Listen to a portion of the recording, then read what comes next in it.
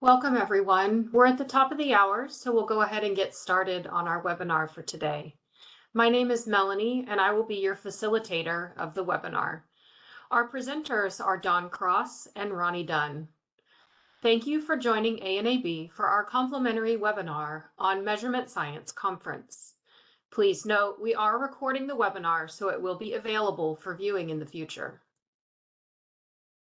Just a couple of logistics before we get started. Due to the number of attendees today, everyone will remain muted for the duration of the webinar. If you have any questions during the webinar, please enter those questions into the Q&A box. We have planned time at the end of the webinar to answer any questions that may be asked. Before we begin, I would like to read our ANAB disclaimer. The content that's delivered in our webinar today is not guaranteed to prepare attendees for any specific application for accreditation. As attendees, you're responsible for determining the applicability of the information presented to your specific circumstances. Any examples that are provided by our speakers today are for illustrative purposes and are intended to facilitate the understanding of the concepts that we discuss. They are not to be interpreted as templates, prescriptive models, or representations of compliance with any specific standard. A little bit about our presenters today.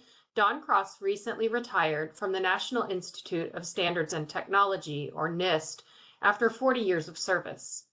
She was responsible for the Industrial Thermometer Calibration Laboratory, calibration of industrial platinum resistance thermometers, thermocouples, thermistors, digital thermometers over the range of -196 Celsius to 550 Celsius. As part of her responsibility for the ITCL, she maintained the NIST quality system documentation and measurement assurance to maintain compliance with the NIST quality manuals and ISO IEC 17025. She started being a NAVLAP assessor in 2005 for NIST and 2008 for outside laboratories, and now does contracting work with NAVLAP. She also served on several national standard committees within ASTM and committees within NIST. She started with the Measurement Science Conference Symposium in 2010, teaching thermometry. She became the NIST liaison in 2015 and was the vice president in 2019 and the president in 2020 and 2024. The chairman of the board in 2021 and 2022, as well as this year, 2025. Currently, she is serving as the secretary for the board and the committee. Ronnie Dunn is currently an accreditation manager for ANSI National Accreditation Board, or ANAB, focusing on calibration laboratories. He has been in this position since April of 2020, and prior to that, he had been a contract assessor with ANAB since 2017. Ronnie began his metrology career in 1998 with Corning. He later went on to commercial calibration laboratory sector, holding positions such as electronics technical supervisor, metrologist, and deputy quality manager. He also participates on various committees for the NCSL International and ASME B89. With that, I'm going to turn it over to Don and Ronnie to begin the presentation. Thank you, Melanie. Everybody wants to know, what is the Measurement Science Training Symposium Conference, MSC? We're here to promote the education, professionalism, and measurement technology. What do? We serve the metrology community by providing an annual symposium to exchange ideas and techniques regarding measurements. Next slide. A little bit of the history of MSC. MSC started back in the 1970s as Cal Poly Measurement Science Conference.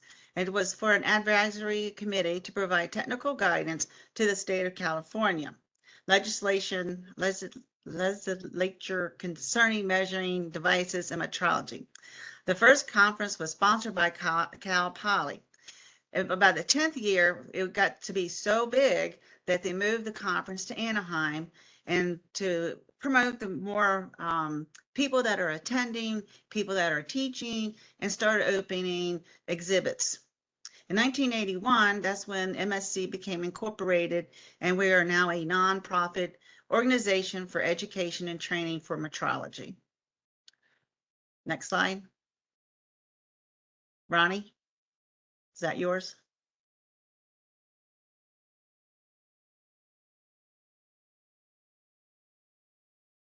Ronnie? Ronnie, you're muted if you're talking. He must have ran away. There Sorry about that. There we are. Measurement science is important to inspection bodies, testing, and dimensional measurement, as well as calibration laboratories.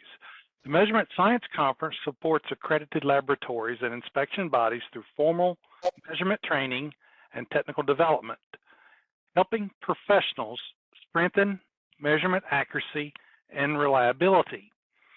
Let's look at how measurements relate to the accreditation standards.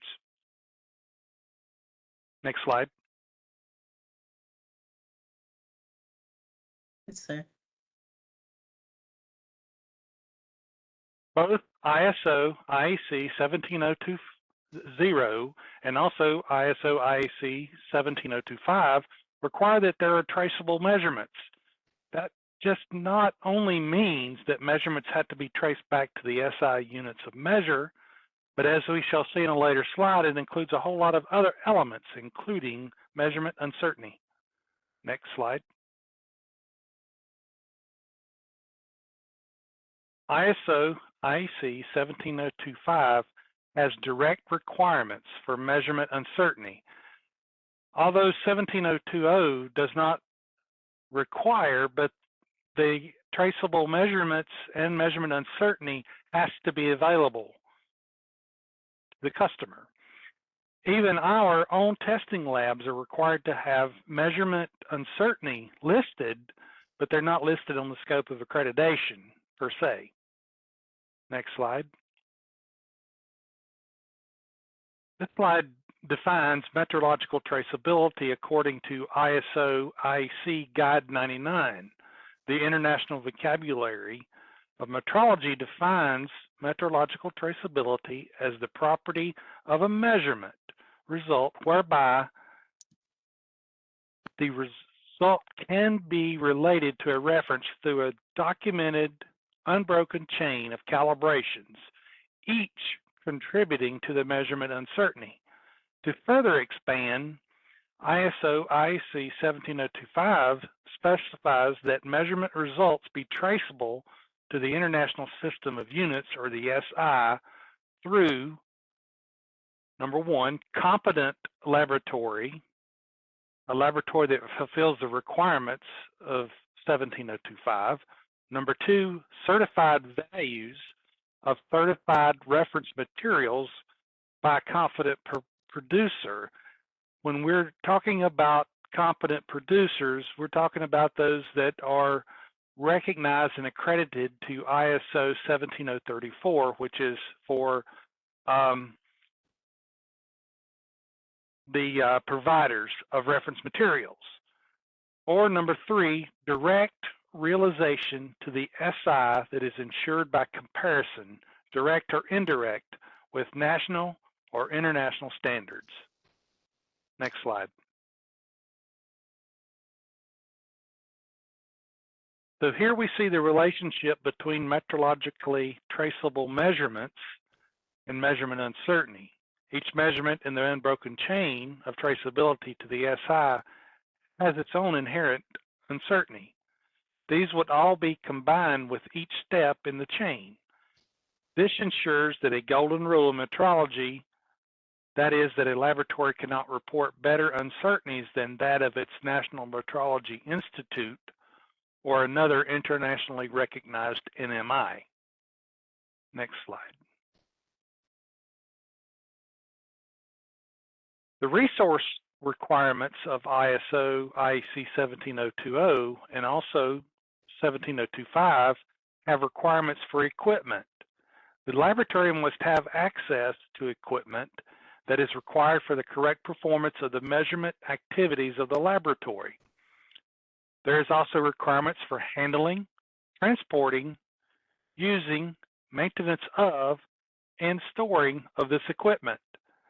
The laboratory must also verify that the equipment that is used in measurement activities meets or exceeds the specified requirements before it is placed into service, or when it is new, or when it returns from a calibration event. This includes accuracy and uncertainty requirements. Next slide. And requirements for personnel, that is, competent personnel. They must be competent to support the activities that's listed on each scope of accreditation. Each laboratory must have competence requirements for each position that affects laboratory measurements. This includes education, qualifications, training, knowledge, specific skills, and experience. Personnel have to be authorized as well in writing to perform the measurements that are on the scope of accreditation. They must be able to analyze these results and also authorized to report the results. Next slide. All of these subjects are found in the ISO IEC 17025 or in the ISO IEC 17020 standards. But how can a metrology laboratory understand and maintain understanding of these requirements? Well, that would be through training that ANAB can suggest or offers, and also organizations such as the Measurement Science Conference. Next slide. Training and accreditation. Lower risks when introducing new methods, new technology, new skills development, new technical knowledge. Proper training will help lower the risks of fallout when introducing such things as the new methods, the new technology, the developing of new skills, or adding technical knowledge to the laboratory or an inspection body.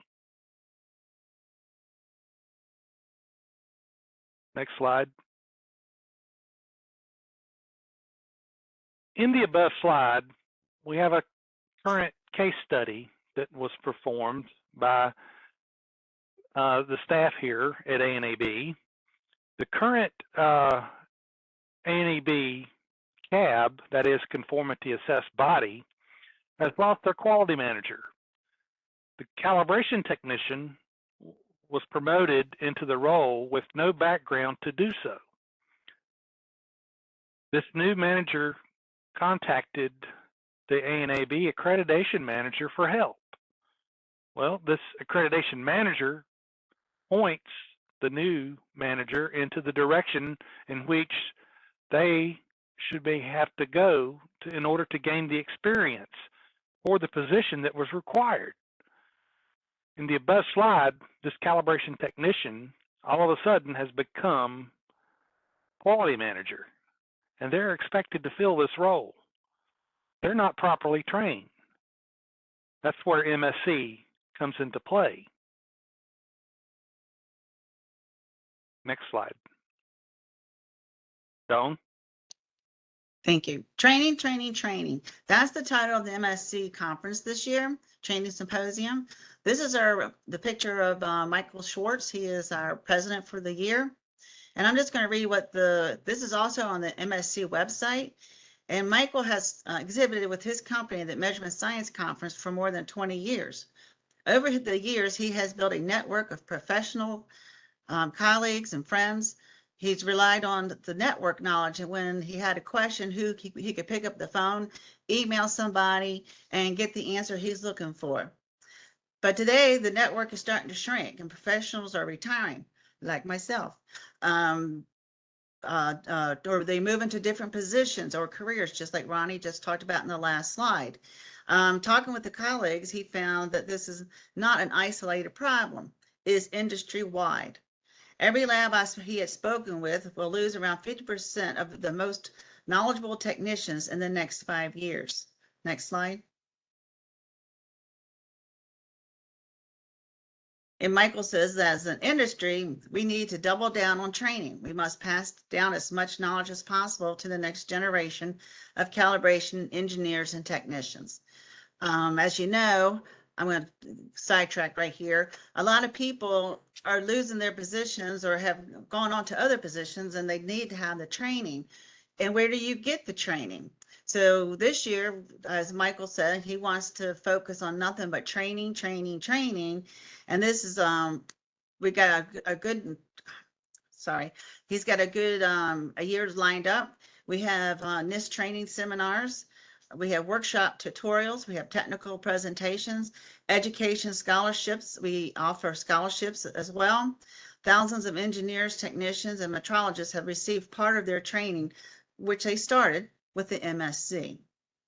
Next slide. For 2026, we're going back to the basics. They're adding 6 new entry-level full-day classes. The MSc already has great intermediate and advanced training, but this year we're going to offer more training geared towards technicians who have never worked in a specific discipline. The MSc will be held on the newly built Hyatt Regency Hotel and Conference Center in the Garden Grove in California. This move will lower the hotel costs from previous years, allowing a lot of companies, hopefully, to increase the number of staff they can send to training without less impact on their budgets. We have his email attached here. If you have any questions about the training program, feel free to email Mike Schwartz at the msc.com email address right there, and he'll be glad to help you or send you to somebody within MSc that can better answer your questions. The next slide. So currently for 2026, we're offering a lot more this year. We have, I think, 8 NIST seminars. Yeah, I think we have 8 workshop tutorials, hands-on training and technical sessions. We're pretty well loaded up this year. Everything looks good. And next slide. So this is the NIST courses. Hopefully the furlough will lighten up and let the people go back to work, and that the government has a budget. So all of these courses will be fulfilled. There's fundamentals of metrology, which is a 2-day course, and that has a hands-on workshop on assessing and reporting measurement uncertainty. That's 3 days. An introduction to time and frequency. 2 days auditing traceability and auditing of traceability. That will be good for new people coming in to metrology, and it's also like a refresher course. Introduction to humidity and trace moisture measurements, 1 day. The NIST pressure and vacuum measurements, 2 days. Introduction to photonic sensing and optical based sensors. That's a lot into quantum. That's a half day. This is a new course this year, Introduction to light and optical radiation measurements. And then force sensor calibrations and measurements for half a day. Next slide. Courses and tutorials. If I go wrong, Ronnie, you can help me out on this one. We have level 1 electronics is a 1 day, level 1 pressure for 1 day, level 1 RF and microwave is 1 day, level 1 temperature is 1 day, general metrology fundamentals is 1 day, and then we're trying to do a dimensional and we do have back to basics metrology 101, and that is all day, and I taught that class too, and it's all beginning level of getting into measurements and getting into calibrations, and there's a lot of good stuff for accreditation as well. And Dawn, this year there's going to be several instructors that will be involved in that same class, presenting some of their experiences as well in metrology. The back to basics? In the back to basics, yes. Okay, cool. And specific subject matter that they're, well versed in. Awesome. Thank you, Ronnie. Mm-hmm. Next slide. Some of the technical sessions. Now this is all hands-on as well. So the instructor gives a little slideshow, and during the slideshow, in his talk, he's also doing hands-on, and very interesting. If you want to get involved with this, it's very fun to do, very knowledgeable. So you got the digital multimeter calibration. You have hand pumps, pressure fitting and hoses, practical pressure calibration, grounding measurements, AI and metrology. That is being led by Jeff Gus from Fluke, and I think Michael Schwartz, the president this year. Dimensional measurements, how to measure a calibration, operational's overall performance. We have part 1 and part 2, and pipette calibration, practical temperature calibration, hands-on course. I did that one several years ago, and it's really interesting because a lot of people that come to these has never played with the equipment. Some equipment is new and different. So it's a way to get hands-on and learn about the calibrations of things, how it's operated, and where it's traceable to. Dawn, Yes, sir. and also with the dimensional measurements, it might be interesting to note here too that Dr. James Salisbury will be there presenting during this time. He's from Mitutoa. Oh, okay. And he's well known in dimensional measurements and well known in the ASME and ISO world. Awesome. I didn't know he was coming this year. Yes, he Thank is. you. All right. The more I know. Next slide. Here's some pictures of the hands-on classes. You can see the instructor giving the class, and then you see the participants handling the equipment, and that's why we bring it.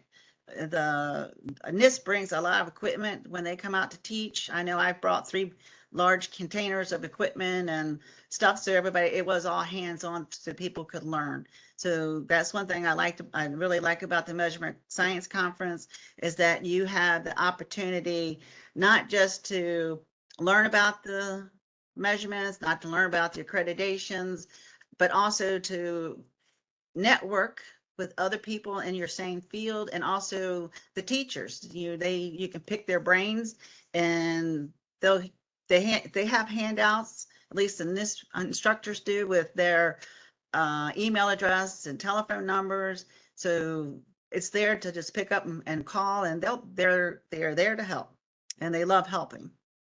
And just a note, Dawn, I also took your course in Yes, you temperature. did. So yes, it was worth my time for that day. Thank you. Mhm. Appreciate that. It's a lot of hard work as a teacher. You got to understand that some of the people that are coming into your class are beginners and never even seen a digital thermometer, and some are middle and they want to have a refresher. And then there's people that are a little higher and they want even more. So you got to fit all 3 into a course. So it's kind of hard on the instructor to try to fit your course for beginner, middle, and high, but it all works out in the long run. At least I think so. I enjoy teaching. Next slide. We have scholarships at the conference. It's on the website. There's a scholarship that you can, a form that you can download and fill out, or somebody, your family member or anybody, they can fill out the form. It gets sent into the scholarship. It's msc.conference. Down at the bottom has a scholarship form that you can go in, download it. There is money to this, to the winner. They come to the conference for that one day. They're our guest. They get to attend any class they want. This is their way as new people, young people, to come into the metrology and network. And the only thing they have to do when they win it, they've got to attend the conference to receive it. And it's a very good turnout. We have a lot of people that we go through, and then the board approves, and then they get to come up, and each person on lunch gets to say, a few minutes of where they're going to go, what's their plans for their future. So that's really cool to do. Next.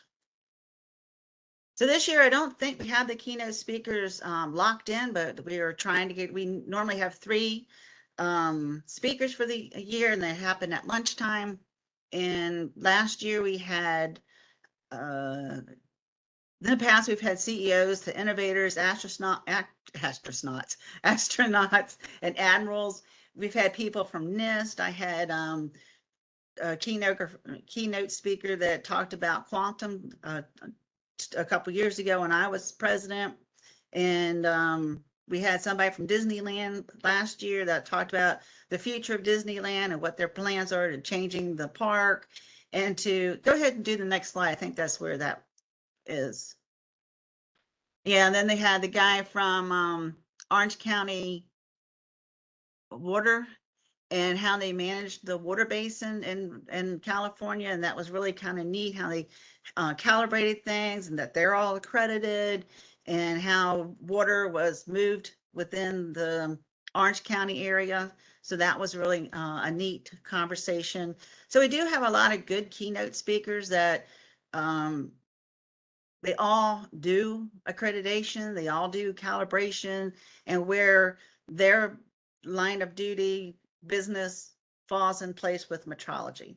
So I think we have a couple that we're tracking down, but I don't think we have actually nailed those keynote speakers down. As a matter of fact, Dawn, we do have one just last night.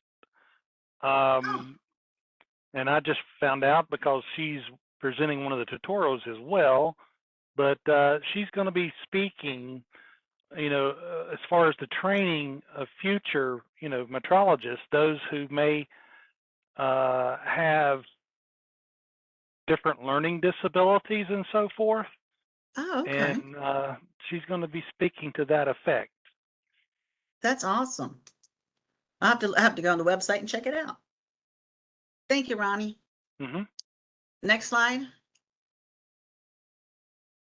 So when we made these slides, currently for the 26th, February and 26th, we had 24 exhibitors signed up so far. The exhibitors are really cool. They bring in new equipment and they are willing and able and wanting to teach you about their equipment. They let you touch the equipment. We have breaks at the exhibits with in the exhibit hall. That's where we have our breaks, and our breakfasts are normally in there. And it's really neat to just walk through and talk to people. Again, it's a great way to network. And last year was the first year we had a podcast, and that was pretty interesting because people, they would they asked me to be on the podcast, and because I was the chairman of the board last year, and how I thought things were running. And then they would talk to some of the scholarship winners. They talked to the exhibitors. They talked to people who were attending classes. So that was pretty neat. And it's all recorded and pretty fun to do that. And again, it's your networking, it's your learning, it's reaching out to other metrologists. Next slide. How may the conference benefit you? Again, the metrology training from members of NIST. So you got the top teachers at NIST coming out, opportunities for hands-on and technical sessions. You have training of new technicians, including 6 entry-level full-day classes. And again, networking. So it's teaching, it's training.